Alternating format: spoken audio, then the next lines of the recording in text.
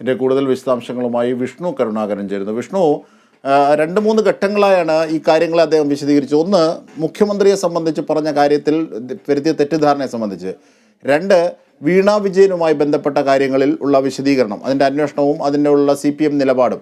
മൂന്ന്, M T പറഞ്ഞ കാര്യങ്ങൾ ആരെ ഉദ്ദേശിച്ചാണ്, ഏത് ഘട്ടത്തിലാണ്, എങ്ങനെയാണ് അത് പ്രസക്തമാകുന്നത്, 2003 ആരാണ് ഭരിക്കുന്നത്, AK ആന്റണി, ഇതടക്കമുള്ള കാര്യങ്ങൾ അദ്ദേഹം വിശദീകരിക്കുന്നു. പിന്നീട് രാഹുൽ മാങ്കൂട്ടത്തിലുമായി ബന്ധപ്പെട്ടുള്ള മെഡിക്കൽ സർട്ടിഫിക്കറ്റിൻ്റെ കാര്യത്തിൽ താനൊന്നും തെറ്റു പറഞ്ഞിട്ടില്ല, കോടതിക്ക് തന്നെ ഉണ്ടായ കൺഫ്യൂഷനാണ് പറഞ്ഞത്, സീലില്ല. പിന്നീട് അതിൽ ഏത് ആശുപത്രിയിലാണ്, ഏത് ഡോക്ടറെയാണ് കണ്ടത് എന്ന കാര്യത്തിലുള്ള വിശദീകരണമില്ല. പിന്നീട് അത്തരത്തിലൊരു കൺഫ്യൂഷൻ കോടതിക്ക് മുന്നിൽ ഉണ്ടായ കാര്യമാണ് താൻ പറഞ്ഞത്. ഇതടക്കമുള്ള വിവിധ വിഷയങ്ങളിലാണ് ഗോവിന്ദ മാസ്റ്റർ CPM നിലപാട് വ്യക്തമാക്കിയത്. എന്തൊക്കെയാണ് അദ്ദേഹം പറഞ്ഞത്? അക്കമിട്ട് നിരത്തിയാൽ. അനീഷ്, പ്രധാനമായും ആദ്യം പറയേണ്ടത് മാസപ്പടി വിവാദത്തെ കുറിച്ച് തന്നെയാണ്. മാസപ്പടി വിവാദത്തിൽ കേന്ദ്ര നടപടികളിലെല്ലാം ഉണ്ടായിരിക്കുന്നത്, അത്തരത്തിലുള്ള വലിയ രീതിയിലുള്ള അന്വേഷണമെല്ലാം നടക്കുന്നത് വീണ വിജയൻ മുഖ്യമന്ത്രിയുടെ മകളായതുകൊണ്ടാണെന്നാണ് അദ്ദേഹം പറഞ്ഞത്. അതോടൊപ്പം തന്നെ വ്യക്തമായി പറയുന്നുണ്ട്, നേരത്തെ തന്നെ പല രീതിയിലുള്ള അന്വേഷണം ഉണ്ടായിട്ടുണ്ട്, അതുകൊണ്ട് തന്നെ ഇതിനെ പാർട്ടി കാര്യമായി എടുക്കുന്നില്ല, അല്ലെങ്കിൽ തന്നെ ഇത്തരത്തിലുള്ള ഒരു വിഷയത്തിൽ പാർട്ടി ഭയക്കേണ്ടതില്ല, പാർട്ടിക്ക് ആ ഒരു കാര്യവുമായി ബന്ധപ്പെട്ട ഒരു തരത്തിലുള്ള ബുദ്ധിമുട്ടുകളും ഇല്ല എന്ന് തന്നെയാണ് അദ്ദേഹം അറിയിച്ചത്.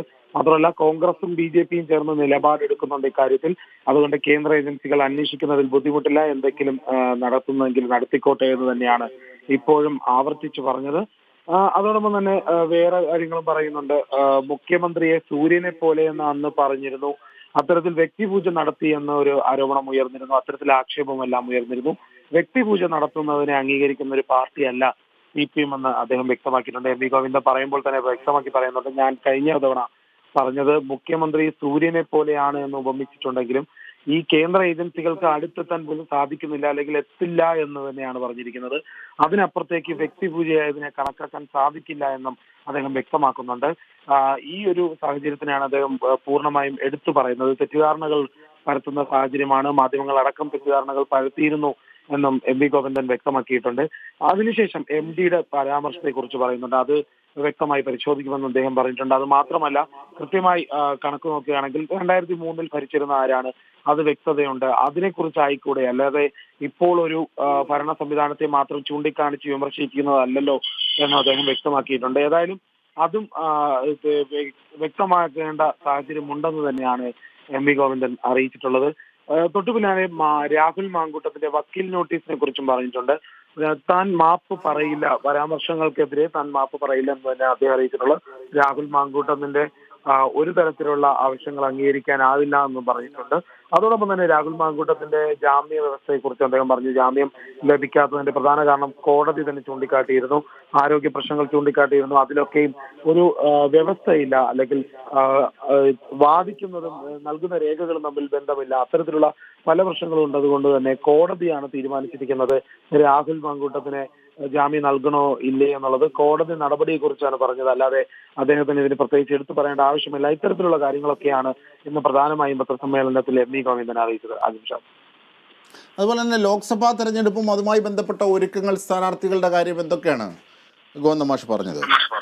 ലോക്സഭാ തെരഞ്ഞെടുപ്പുമായി ബന്ധപ്പെട്ട് അദ്ദേഹം വ്യക്തമായി പറഞ്ഞത്, നിലവിൽ സ്ഥാനാർത്ഥികളെ തീരുമാനിച്ചിട്ടില്ല എന്ന് തന്നെയാണ്. പക്ഷെ അതോടൊപ്പം തന്നെ ലോക്സഭാ തെരഞ്ഞെടുപ്പിൽ 20 മണ്ഡലങ്ങളിലും ഏറ്റവും ഉചിതമായ സ്ഥാനാർത്ഥികളെ നിലനിർത്തും എന്ന് തന്നെയാണ് അദ്ദേഹം പറഞ്ഞിട്ടുള്ളത്. വ്യക്തമായ ആ 20 മണ്ഡലങ്ങളിലും നല്ല സ്ഥാനാർത്ഥികളെ, ജനങ്ങൾ സ്വീകരിക്കുന്ന സ്ഥാനാർത്ഥികളെ തന്നെ കൊണ്ടുവരുമെന്നാണ് CPM തീരുമാനം. ഏതായാലും നിലവിൽ ആരുടെയും പേര് പറഞ്ഞിട്ടില്ല. ഏതായാലും ഉടൻ തന്നെ അതുമായി ബന്ധപ്പെട്ട തീരുമാനങ്ങൾ ഉണ്ടാകുമെന്ന് തന്നെയാണ് സൂചന നൽകിയിരിക്കുന്നത്. ഇനി ലോക്സഭാ തിരഞ്ഞെടുപ്പ് അടുക്കും തോറും വേണ്ട രീതിയിലുള്ള നടപടികൾ, അല്ലെങ്കിൽ പ്രചാരണ പരിപാടികളൊക്കെയും തയ്യാറാക്കിക്കൊണ്ടിരിക്കുന്ന ഒരു സാഹചര്യം തന്നെയാണ് CPMന്റെ ഭാഗത്തുനിന്ന് ഉണ്ടാകുന്നതെന്ന് ഇതിൽ നിന്ന് വ്യക്തമാകുന്നു. അജിൻഷാ, കേന്ദ്ര കമ്മിറ്റി കൂടുന്ന തീയതിയെ സംബന്ധിച്ച് അദ്ദേഹം പറഞ്ഞു. അതുപോലെ തന്നെ ഈ മുന്നണി വിപുലീകരണവുമായി ബന്ധപ്പെട്ട കാര്യങ്ങൾക്ക് സൂചന നൽകുന്ന ചോദ്യങ്ങൾ മാധ്യമപ്രവർത്തകരുടെ ഭാഗത്തുണ്ട്. എന്താണ് അദ്ദേഹം അതിന് മറുപടി പറഞ്ഞത്? ചില പ്രതിഷേധങ്ങളിൽ ആരെയും സ്വാഗതം ചെയ്യുന്ന ഒരു ഘട്ടത്തെ സംബന്ധിച്ച് വിശദീകരിച്ചപ്പോഴായിരുന്നു മാധ്യമപ്രവർത്തകർ അത് ചോദിച്ചത്. വിഷ്ണു, അതുമായി ബന്ധപ്പെട്ട് ഒരു വ്യക്തത വന്നിട്ടില്ല. ഏതായാലും വലിയ രീതിയിലുള്ള ഒരു മുന്നണിയുമായി ബന്ധപ്പെട്ട കാര്യങ്ങളൊന്നും ഇപ്പോൾ വ്യക്തമായിട്ടില്ല. ഏതായാലും മാധ്യമപ്രവർത്തകരുടെ പല ചോദ്യങ്ങൾക്കും അദ്ദേഹം കൃത്യമായ ഉത്തരം നൽകിയിട്ടുണ്ട്. ഈ ഒരു സംഭവം, അതായത് ഇന്നത്തെ പത്രസമ്മേളനത്തിൽ തന്നെ പ്രധാനപ്പെട്ട CPM-ന്റെ തീരുമാനങ്ങളെല്ലാം അദ്ദേഹം അറിയിച്ചിട്ടുണ്ട്. ഏതായാലും തെരഞ്ഞെടുപ്പുമായി ബന്ധപ്പെട്ട കാര്യങ്ങളും ഒരു സൂചന മാത്രമാണ് നൽകിയിരിക്കുന്നത്. ഇനി വരും ദിവസങ്ങളിലായിരിക്കും കൂടുതൽ വ്യക്തത എല്ലാ കാര്യത്തിലും ഉണ്ടാകുക. ജിംഷാദ്. ശരി, വിഷ്ണു കരുണാകരനാണ് സമഗ്രമായ വിവരങ്ങൾ നൽകിയത്.